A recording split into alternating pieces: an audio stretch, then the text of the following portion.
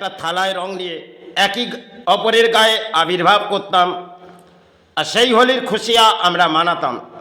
সময়ের এই হোলি সম্বন্ধে আমাদের হয়তো সমাজকে কিছু দিয়ে গেলেন যে হোলি আবির্ভাবে খুশির মাঝে কাটাতে হবে, এবং এগুলো হোলির আবির্ভাবে আমরা কাটাই। হয়তো আজকে বর্তমান দিন সময়ের থালা আলাদা আলাদা হয়ে গেছে, কেন যে থালার মাঝে আমরা রং আজকে লাগাবি, সেগুলো দেখবেন যে অঙ্কের রং আপনি গ্রহণ করবেন না, কারণ আজকের যে সমাজের পরিস্থিতি তাতে রাজনীতি, এই রাজনীতির মাঝেই একটা লড়াই আজকে জীবনে মানুষ্য জন্ম হচ্ছে। কারণ রঙের আবির্ভাব, আমি যে রঙের আবির্ভাব ফুটে উঠেছি সেই রং যেন আমার গায়ে ফুটিয়ে দেয়। আজকে রাজনীতিতে দেখবেন এগুলো বড় অংশে চলছে বাংলায়, আর সবাই দেখবেন বাংলায় এই রঙের আবির্ভাবটা একটি থালার মাঝ দিয়ে আবির্ভাব করে গ্রামবাসীকে লাগিয়ে দেওয়া হতো। সে সমস্ত একটা অদ্ভুত খেলা সময় ছিল, রং খেলার মধ্যে মানুষের হৃদয় জড়িয়ে যেত।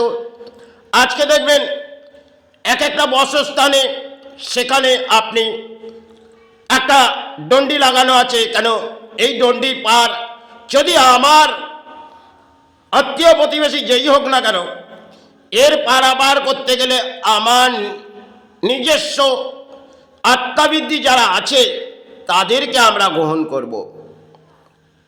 আজকে দেখবেন বাংলায় রঙের একটা খেলা রাজনীতিতে, সেখানে দেখবেন একই অপরের ঘরে একটা লক্ষ্মণ রেখা বাঁধা আছে। কারণ আপনি যখন কারো দরজায় যাবেন সেখানে দেখবেন 90 বোর্ড লাগানো আছে।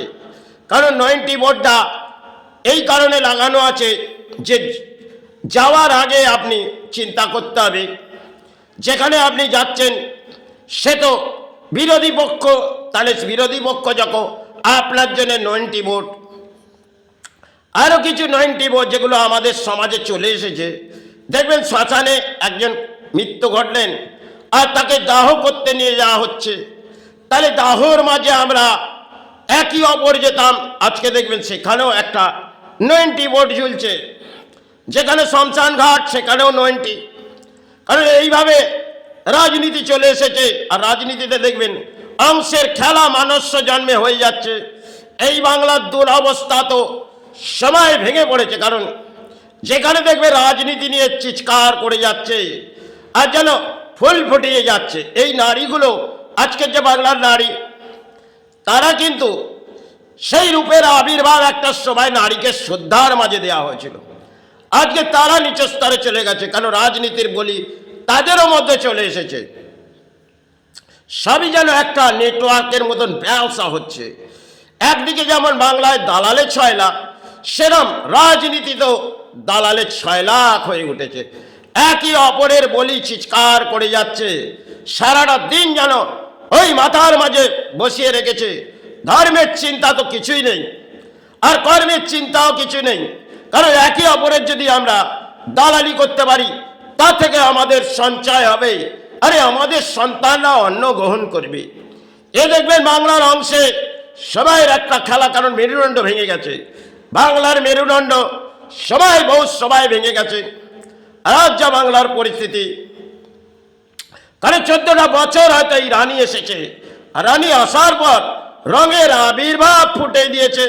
কেন এই রঙের মাঝে তুমি যদি আবির্ভাব করে দাও, তাহলে দ্বিতীয় রং যদি তোমার গায়ে লাগায় তুমি কিন্তু মেনে নেবে না। আজকে রানী এসে যেটা করেছে, একটা সময় বামফ্রন্ট ছিলেন, সবাই হয়তো বামফ্রন্ট লুস্ত হলেন, আবার রানী এলেন, রানী এসে আরেক রঙের আবির্ভাব করলেন। সেই রঙের আবির্ভাবের মাঝেই আমরা আজকে বলি আওড়াচ্ছি, আবার কেউ রঙের আবির্ভাব করছে। এ যেন কলির একটা অংশের খেলা আমাদের বুঝিয়ে যাচ্ছে। কারণ আজকে দেখবেন রাজনীতির মাঝে আমরা চিৎকার করছি, তারা যে ব্যাখ্যা বলবে সেটাকে আমরা গ্রহণ করে নিচ্ছি, কারণ আমাদের আত্মবিশ্বাস সেটা সরে গেছে। সবাই যে আমাদের ধর্মের বিষয়ে বিশ্বাস ছিল সেগুলো আজকে অধর্মে পরিণত হয়ে গেছে, আর ধর্ম করে আমরা পথে বেরিয়ে হতে চিৎকার করে যাচ্ছি। কিছু তিলক লাগিয়ে দিচ্ছি, আর তিলক লাগিয়ে ভাবছি যে আমি ধর্মের সাহারা এলাম, কিন্তু অসৎ কর্মের বলি আমাদের এই আত্মা ভিত্তির মাঝে বসে পড়েছে, তাহলে আমি সৎ কথা হলাম। এই কলিযুগে দেখবেন অসতের ভাড়ারবি।